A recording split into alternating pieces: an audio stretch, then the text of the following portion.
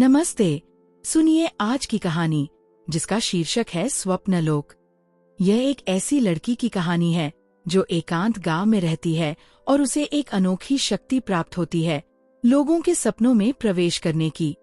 ये शक्ति उसे दूसरों के दिलों को ठीक करने और टूटे हुए मन को जोड़ने की ताकत देती है, लेकिन इसके साथ एक अभिशाप भी आता है। वास्तविकता और सपनों की दुनिया के बीच फंसी ये लड़की एक ऐसे चौराहे पर खड़ी होती है जहां उसे चुनना होगा, सपनों की दुनिया में उद्धारक बने रहना या उस जिंदगी को अपनाना जिसने उसे कभी स्वीकार नहीं किया। ये कहानी रहस्य, भावनाओं और रोमांच से भरी है जो आपको अंत तक बांधे रखेगी। काशीपुर गांव की गलियों में सूरज की किरणें धीरे धीरे उतर रही थी, जैसे कोई शांत संदेशवाहक धरती को अलविदा कह रहा हो। गांव के किनारे एक छोटी सी झोपड़ी में 16 साल की कनक बैठी थी।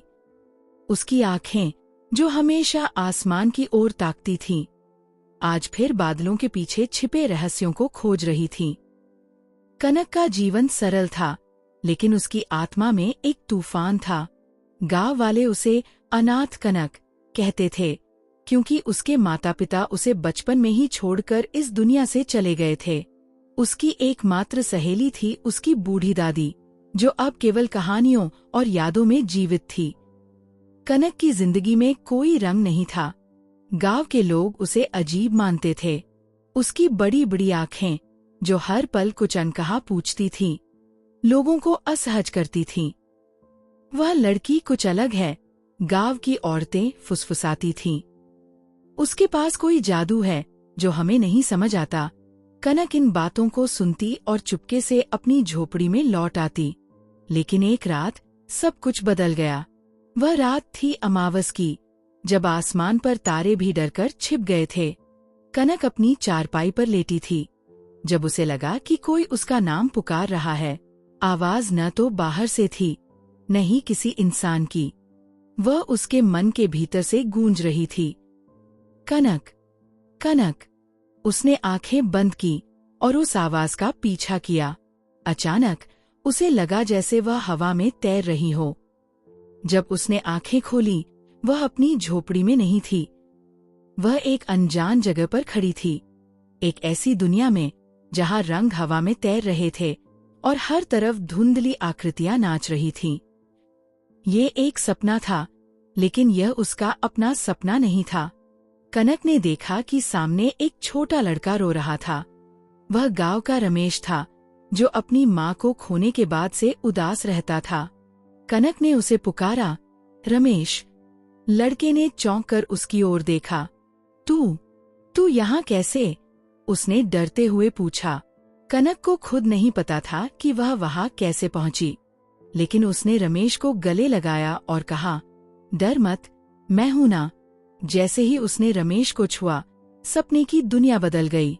उदास बादल हट गए और एक सुंदर बगीचा सामने आया। रमेश की माँ की मुस्कान उस बगीचे में खिल रही थी। रमेश हंसने लगा। कनक को लगा कि उसने कुछ जादू किया है। अगली सुबह जब कनक की नींद खुली, वह अपनी चारपाई पर थी। उसे लगा कि ये सब एक सपना था, लेकिन जब वह गांव में निकली तो रमेश दौड़ता हुआ उसके पास आया। कनक दीदी, मैंने माँ को देखा। मैंने सपने में माँ को देखा और वह मुझसे बात कर रही थी। उसकी आंखों में खुशी थी, जो कनक ने पहले कभी नहीं देखी थी। कनक हैरान थी। क्या वह सचमुच रमेश के सपने में गई थी? क्या उसने उसका दुख हल्का किया था? इसके बाद कनक की जिंदगी बदलने लगी। हर रात वह किसी न किसी के सपने में प्रवेश करती। वह गांव के लोगों के मन के अंधेरे कोनों में जाती और उन्हें रोशनी देती।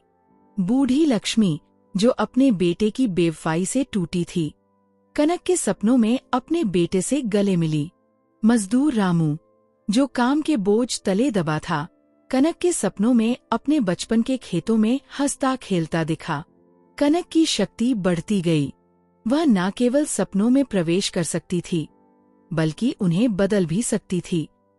उसने लोगों के दिलों को ठीक करना शुरू किया, उनके डर को हटाया और उनके दुखों को सुख में बदला। लेकिन हर चमत्कार के साथ एक कीमत आती है। कनक को जल्द ही एहसास हुआ कि जब वह दूसरों के सपनों में जाती तो उसका अपना शरीर कमजोर होता जाता था। उसकी आंखों के नीचे काले घेरे बनने लगे और उसका चेहरा पीला पड़ने लगा। वह दिन में थकान महसूस करती, जैसे उसकी आत्मा का एक हिस्सा सपनों की दुनिया में ही रह गया हो। फिर भी वह रुकी नहीं।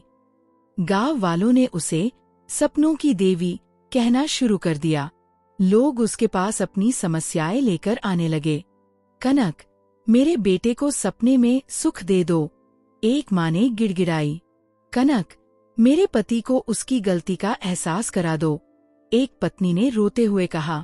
कनक सबकी मदद करती, लेकिन उसका अपना मन खाली होता जा रहा था। वह दूसरों के सपनों को सजाती, लेकिन उसके अपने सपने सूने थे। एक रात जब वह गांव के सरपंच ठाकुर बलवंत सिंह के सपने में गई तो उसे कुछ ऐसा दिखा जिसने उसे हिलाकर रख दिया। ठाकुर के सपने में एक काला साया था जो उसे बार बार पुकार रहा था। कनक, तू मेरी है, वह साया चीखा। कनक डर गई। यह पहली बार था जब सपनों की दुनिया में कुछ उसका पीछा कर रहा था। उसने ठाकुर का सपना ठीक किया, लेकिन वह साया उसके पीछे लग गया। अगली रात जब कनक फिर किसी के सपने में गई तो वह साया फिर दिखा। इस बार उसने कनक को छू लिया। उसकी ठंडी सांस ने कनक की रीढ़ में सिहरन पैदा कर दी। तू मेरी शक्ति है, कनक, साय ने कहा। जितना तू दूसरों के सपनों को ठीक करेगी, उतना ही मैं तुझ में बसता जाऊंगा। कनक को अब समझ आया, यह उसकी शक्ति का अभिशाप था। जितना वह दूसरों की मदद करती, उतना ही वह साया उसका हिस्सा बनता जा रहा था। गांव में अब लोग कनक को पूजने लगे थे, लेकिन उसका मन डर से भारी था। वह साय से बचना चाहती थी, लेकिन वह हर सपने में उसका इंतजार करता था। एक रात कनक ने फैसला किया कि वह अब और सपनों में नहीं जाएगी। लेकिन जब वह सोई तो साया उसके सामने आ खड़ा हुआ। तू मुझसे भाग नहीं सकती, उसने कहा। मैं तेरा सच हूँ। तूने दूसरों को बचाया, लेकिन अब तुझे मुझे अपनाना होगा। कनक ने उस रात अपने आप से सवाल किया, क्या वह हमेशा दूसरों के लिए जीती रहेगी? क्या उसका अपना जीवन कोई मायने नहीं रखता? वह गांव छोड़ना चाहती थी, लेकिन उसे डर था कि साया उसका पीछा करेगा। फिर एक दिन गांव में एक नया मेहमान आया, एक साधु जिसे लोग सप्तऋषि कहते थे। वह कनक की शक्ति के बारे में सुन चुका था। उसने कनक को बुलाया और कहा, बेटी, तेरी शक्ति एक वरदान है, लेकिन यह अभिशाप भी बन सकती है। सपनों की दुनिया और हकीकत के बीच एक पतली रेखा है। अगर तू उस रेखा को पार कर गई तो तू हमेशा के लिए स्वप्नलोक में खो जाएगी। कनक ने साधु से पूछा, मैं क्या करूं? मैं दूसरों की मदद करना चाहती हूँ, लेकिन यह साया मुझे खा रहा है। साधु ने मुस्कुराकर कहा, तुझे अपने सपने को जीना होगा। कनक, तू दूसरों के सपनों को ठीक करती है, लेकिन अपने सपने को भूल गई है। अपने मन का सच ढूंढ और वह साया तुझसे दूर हो जाएगा। कनक ने उस रात अपने सपने में जाने का फैसला किया। वह जानना चाहती थी कि उसका अपना सपना क्या है। जब वह अपने मन के भीतर उतरी तो उसे एक सुंदर नदी दिखाई दी। उस नदी के किनारे उसकी माँ और पिता खड़े थे। उन्होंने उसे गले लगाया और कहा, कनक, तूने हमेशा दूसरों के लिए जिया, अब अपने लिए जी। कनक की आंखों में आंसू थे। उसने देखा कि नदी के दूसरी ओर एक नया गांव था, जहां लोग उसका इंतजार कर रहे थे, नहीं उसकी शक्ति का, बल्कि उसकी मुस्कान का। लेकिन साया फिर सामने आया। तू मेरा है, कनक, उसने चीख कर कहा। इस बार कनक डरी नहीं। उसने साय की आंखों में देखा और कहा, मैं किसी की नहीं हूँ, मैं अपनी हूँ। उसने नदी में छलांग लगाई और जैसे ही वह पानी में डूबी, साया चीखता हुआ गायब हो गया। कनक की आंखें खुलीं। वह अपनी झोपड़ी में थी, लेकिन इस बार उसका मन हल्का था। अगले दिन कनक ने गांव छोड़ने का फैसला किया। वह उस नदी की तलाश में निकली जो उसने अपने सपने में देखी थी। वह जानती थी कि उसका जीवन अब सपनों की दुनिया में नहीं, बल्कि हकीकत में है। गांव वालों ने उसे रोकने की कोशिश की, लेकिन कनक ने मुस्कुराकर कहा, मैंने तुम्हारे सपनों को ठीक किया, अब मुझे अपने सपने को जीने दो। कनक की यात्रा शुरू हुई। वह नई जगहों पर गई, नए लोगों से मिली।